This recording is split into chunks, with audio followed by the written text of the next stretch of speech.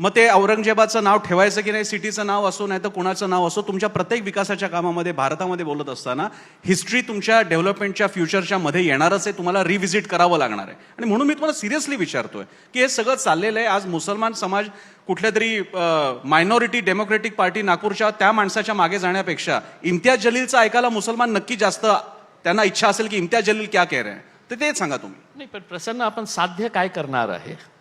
म्हणजे माझी तर अपेक्षा हे आहे की सगळे जे जर्नलिस्ट महाराष्ट्रामध्ये आहे त्यांनी युरोपियन देशांमध्ये जाऊन, UK ला US ला जाऊन, जपानला जाऊन किती काय प्रगती सुरू आहे आणि आपण कुठे आहे हे विचार करण्याची आवश्यकता आहे. 400 वर्षापूर्वी काय झालं होतं, त्यांनी किती क्रूरता केली होती, मग त्याचा हिशोब इम्तियाज जलीलला तुम्ही कशाला विचारता?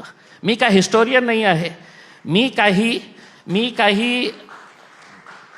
मी काही रिसर्च स्कॉलर नाही आहे याच्या बाबतीत.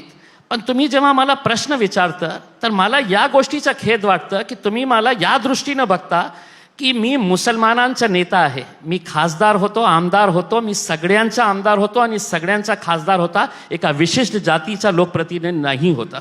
पण जेव्हा प्रश्न तुम्ही विचारता मला फक्त मुस्लिम या नात्याने जेव्हा विचारता ना की तुम्ही काहीतरी बोला उसमें, तर मला हे सांगायचे आहे, आज आपण ठीक आहे नाव बदलायचा एक मुद्दा होता, मी त्याला विरोध केला होता. हे याच्यासाठी विरोध नाही केला होता की मी काय हे औरंगजेब किंवा मुघलांचा फॉलोअर्स आहे.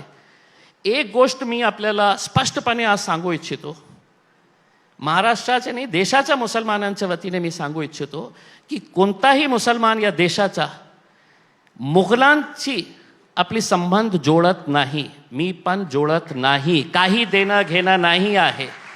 राजा होते, लढले, त्यांचे काय इश्यूज होते ते 400 वर्षापूर्वीचे होते.